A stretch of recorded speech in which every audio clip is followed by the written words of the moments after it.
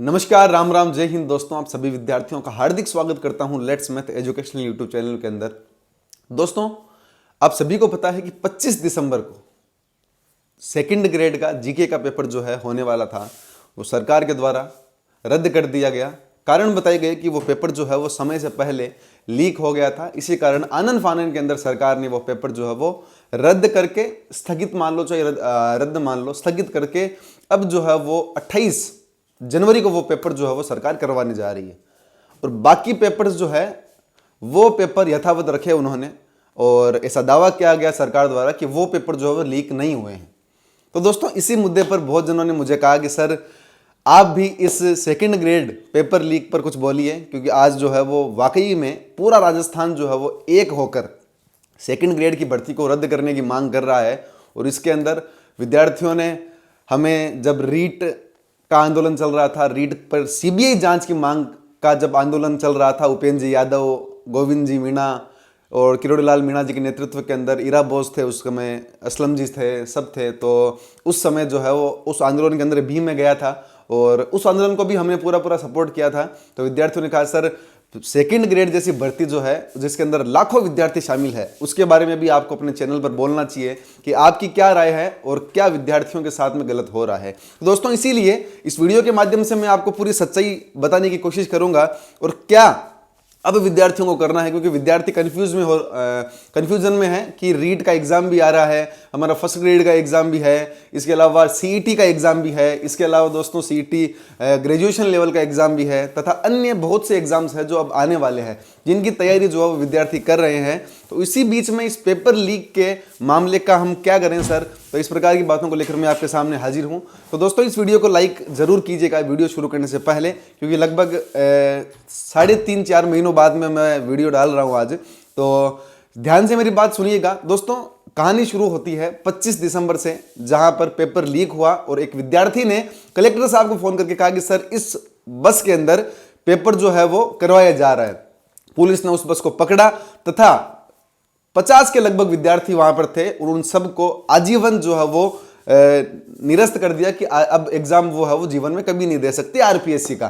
तो इस प्रकार की बात सरकार द्वारा की गई है और सरकार द्वारा यह दावा किया जा रहा है कि बाकी के पेपर लीक नहीं हुए हैं। लेकिन दोस्तों, यही बात मैं रीट के संबंध में लेकर बात करना चाहता हूं कि जब रीट का सेकंड लेवल का पेपर रद्द हुआ था, तो लेवल 1 के विद्यार्थियों ने इतनी मांग की थी, इतना संघर्ष किया था कि हमारा भी पेपर लीक हुआ, क्योंकि लेवल 1 की कट ऑफ भी 130 प्लस थी, जो आज तक इतिहास के अंदर नहीं हुई।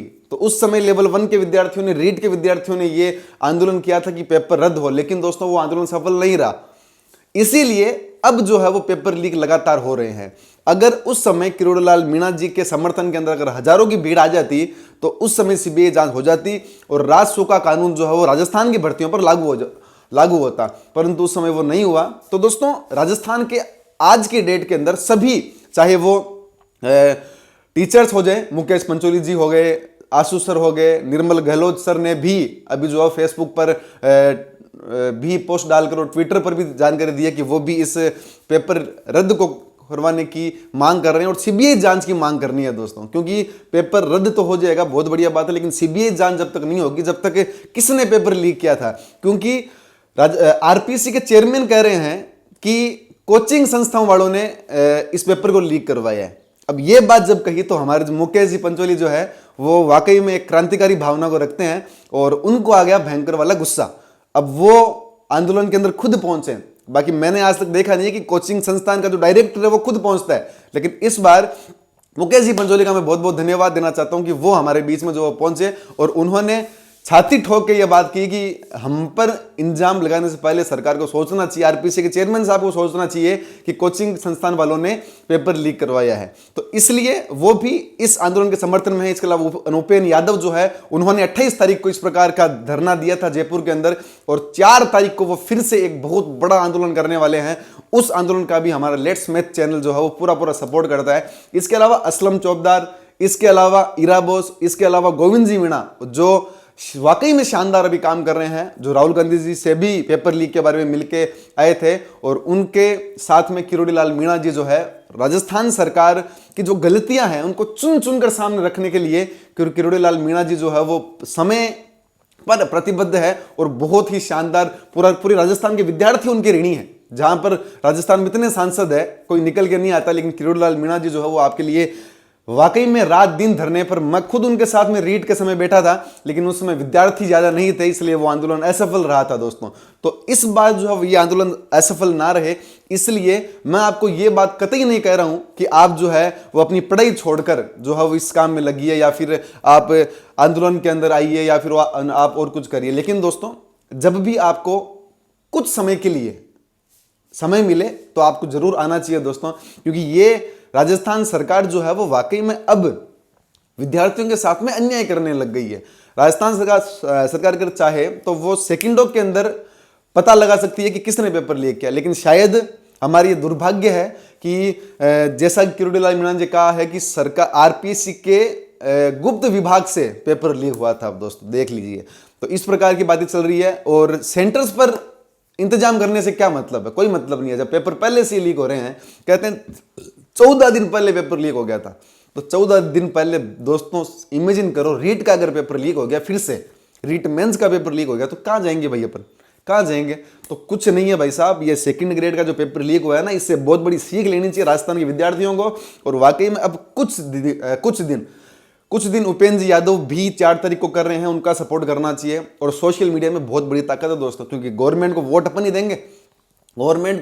देंगे, और इस बार साफ दिख रहा है रीट के अंदर उन्होंने सीबीआई जांच नहीं करवाई। सेकंड ग्रेड जितना बड़ा एग्जाम जो है, इसके अंदर गवर्नमेंट को सीबीआई जांच करवानी चाहिए। और इसके अलावा रासू का जो नियम है वो कानून लागू करना चाहिए, और जिन्होंने पेपर लीक किया उनके घरों पर बुलडोजर भी चलानी चाहिए। इस प्रकार का फैसला अब नहीं हुआ ना, तो फिर होना ही नहीं है। आगामी रीट जो है वो भी इसी प्रकार से लीक हो जाएगा पेपर, और रोते रहना।